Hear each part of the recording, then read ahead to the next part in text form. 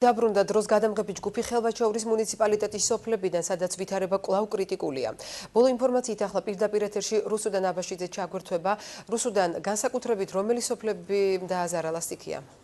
დიახ, ნინო, მე ინფორმაციას უახლესი ამბით დავიწყებ, რომელიც სოფელ ახალშენში მოხდა და სიტუაცია აქ საკმაოდ ფსიქოლოგიურად საკმაოდ მძიმეა. სტიქიამ ახალშენის სასაფლაოს ტერიტორია ჩამოშალა, რის შედეგადაც კვირიკაძეების ოჯახის ერთ-ერთი წევრის საფლავი გაუჩინარდა. ცხეთრის ძებნა მთელი დღის განმავლობაში მიმდინარეობდა და რამდენიმე წუთის წინ დასრულდა. 8 წლის წინ გარდაცვლილი ნათესავი კვირიკაძეებმა დღეს ხელმეორედ დაკრძალეს. ბუნებრივია ამ უბედური შემთხვევის და სტიქიური პროცესების მთავარი მიზეზი უხვინალექია, რომელიც 2 დღის განმავლობაში აჭარაში მოვიდა, თუმცა ადგილობრივები ამბობენ, რომ პროცესების გააქტიურებას ხელი აფეთქებებმა შეუწყო, რომელსაც თურქული კომპანია კარიერის მოპოვების მიზნით უკვე 2 წელი ახორციელებს. წვიმის შედეგად მიწა მოსკვდა, ხოდა მიცვალებული ჩაიტანა ქვემო გზაზე. მთელი დღის განმავლობაში ტრაქტორები და მობილიზებული იყო ტრაქტორები და მაშინები, მიცვალებული იპოვეს. საშიშროებას ზონაში ვიმყოფებით, ან ეს შეწყვიტონ ეს აფეთქებები, ეს ქვის კლდეების მასის ჩამონგრევა, ან გაგვასახლონ. კარიერია, კი ბატონო, კარიერი არის უკვე 2 წელია. რომელი კომპანია აფეთქება? თურქული კომპანია. 2 კომპანია არის. მას შემდეგ ჩვენ დიდი ხანია ტელევიზიაც ყავდა, დიდი ხანია ესე იგი ამაზე ბრძოლობთ, მაგრამ არავინ ყურადღებას არ გვაქცევს.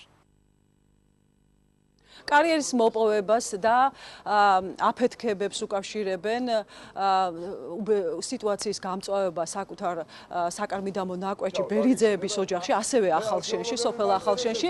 ოჯახის წევრებმა დღეს დილით სახლის ეზოში და სახლთან მისასვლელ გზაზე დაახლოებით 1 მეტრის სიღრმის ბზარები შენიშნეს, ასევე თვალსაჩინო ბზარებია უშუალოდ შენობაში, საცხოვრებელში, სადაც 10 სულიანი ოჯახი ცხოვრობს. უბედურ შემთხვევას და საშიშროებას თავი რომ არიდონ, ოჯახის უფროსებმა ბავშვები და ქალები უკვე ტერიტორიიდან გახისნეს. დილით ავდექით, სახლმა დაიწყო დაჩოჩება მდინარის მხარეს, ტრუბები დახეთქა, კედლები მოაშორა და ბზარებია. მხელა რომ საშიშროებაა, რომ ვიცხოვრო მეშინია. 2 ძმა ვცხოვრობთ, 10 სული ვართ ოჯახში. წევიდე, მისთან წევიდე. არ წევიდე და თუ იცხოვრება ამ სახლში, ან არქეოლოგია, ან თავრობა, ვინმე ყურადღება მოგვაქციოს, რომ ვიცხოვრო აქ თუ არ ვიცხოვრო თუ დავცალობინა თუ საწევიდე. დღეს დილიდან პანიკა მოიცვა ახალსოფლის მოსახლეობას. აქ 4 ოჯახი გარესამყაროს მოწყდა.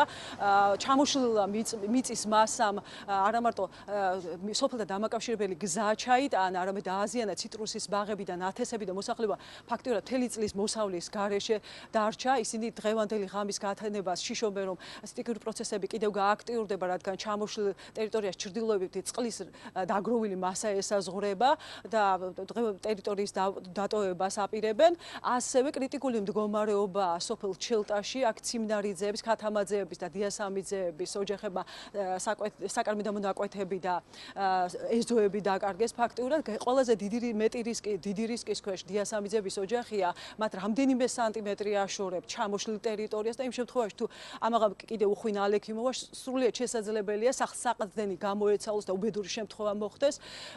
ოჯახი პანიკაშია, როგორც უკვე გითხარით და ხელისუფლებისგან დროულ რეაგირებას და ალტერნატიული ფართის გამოყოფას ითხოვს.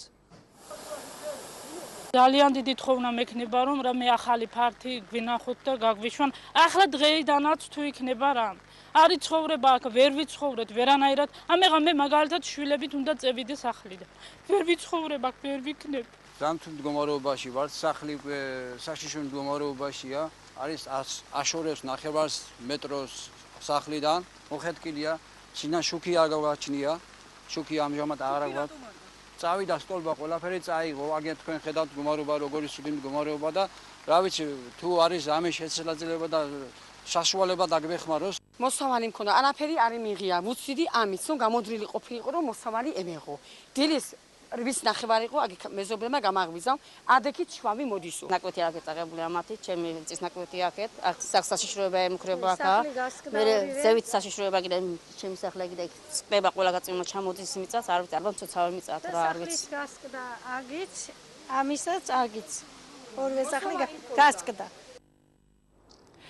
სტიქიურ ზონაში მცხოვრები მოსახლეობის საყურადღებოდ ხელვაჩაურის გამგებელი საკმაოდ დამაინმედებელ პროგნოზს აკეთებს. ნადირ ვარშანიძე ერწმუნება, რომ შექმნილი კომისია, გამგეობაში შექმნილი კომისია კომპლექსურ მუშაობას ატარებს და შეეცდება უმოკლედ დროში დაადგინოს რა დაითვალოს ზარალი, კომპენსაციის ოდენობა და განსაზღვროს ალტერნატიული ფართის გადაცემის საკითხიც. ეიდან ეს უკვე დაწყებულია. მე რეკომენდაცია მივეცი, რომ არ ვენდოთ მაინც, სანამ ბოლომდე დასკვნა არ იქნება და ოჯახები, სახლები დავაცარიეროთ და გადავიდეთ. არც ერთი ადამიანი დაზარალებული არ დარჩება ქუჩაში. გამოვუყევთ ალტერნატიულ ფართს. დავეხმარებით მატერიალურად. გაუკეთებთ ყველა ფერს, რაც კი ნორმალურად არსებობის ცხოვრების საშუალებას მისცემს ჩვენს მოქალაქეებს. ყველა დაზარალებული ოჯახი, როგორც თქვენ თავადაც მოისმინეთ, უსაფრთხო ადგილას მეზობლებთან აპირებს ამაღამდელი ღამის გათენებას და როდის დაუბრუნდებიან ისინი ცხოვრების ჩვეულებრივ რიტმს, ნორმალურ რიტმს, ეს გამგეობის და ხელისუფლების ეფექტურ მუშაობაზეა დამოკიდებული.